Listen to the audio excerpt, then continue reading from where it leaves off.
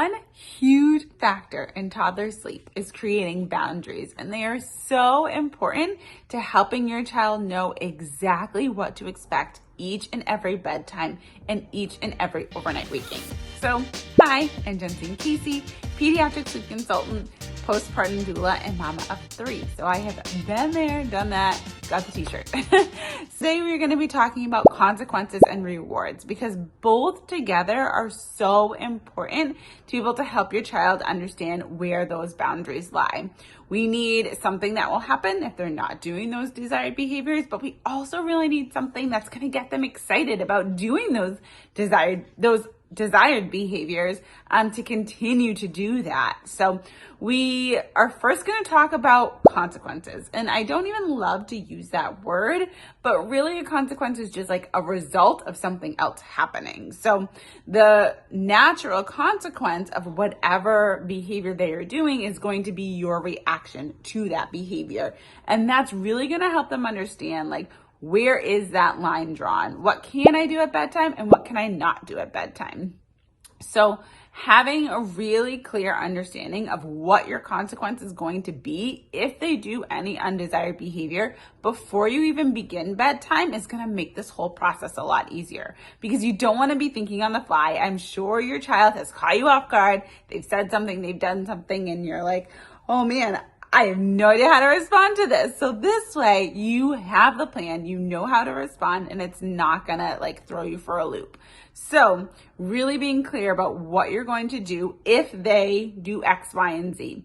X, Y, and Z may include crawling out of their crib. It may include leaving their bed if they're in a bed, leaving the room, kicking the wall, screaming, things like that.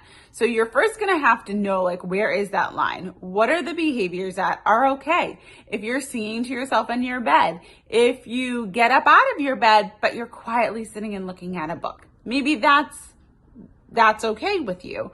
But then there's the behaviors of like screaming, kicking the wall, waking up a sibling, coming out of the room multiple times. Those are the things that kind of are your hard limit. And you say, nope, I'm not going to tolerate that. So really just first getting clear with yourself and if you have a partner on where that line is.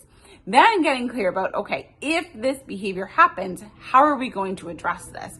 Are we going to take away a desired item like a lovey or a blanket? If you're staying in the room to help your child fall asleep, am I going to remove myself from the room for a small amount of time before I come back in?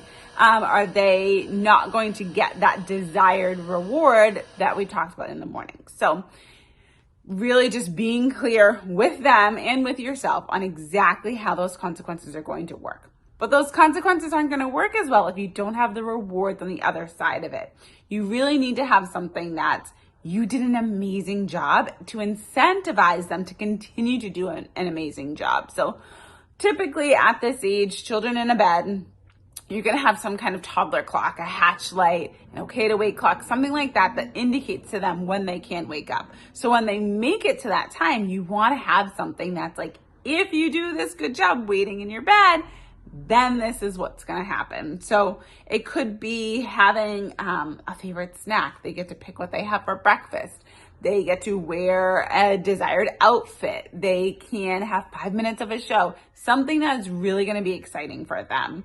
I wouldn't do something like a sticker chart to build up to a larger prize, because that's really hard as you're buying in to say you did a really great job these 2 days, 5 days ago, but then you didn't do a good job last night, so you don't get this prize. So we really need something. You do the good thing, you get the reward, so they can buy in and really start to understand how this incentive works. Then we can start to space it out where you do great 2 nights in a row and then you get the reward. And then you do great 3 nights in a row and then you get the reward. So it builds upon each other. So really, again, having both that consequence and a reward is going to be the perfect pairing to help your child stay in their bed, stay in their room, and sleep through the night. If you have any questions on this video, pop the comments below. If you have a great consequence or a great reward that you use for your little one, please put them in the comments. It's always amazing to give others ideas of what works for us. So pop them below. I would love to hear all of them.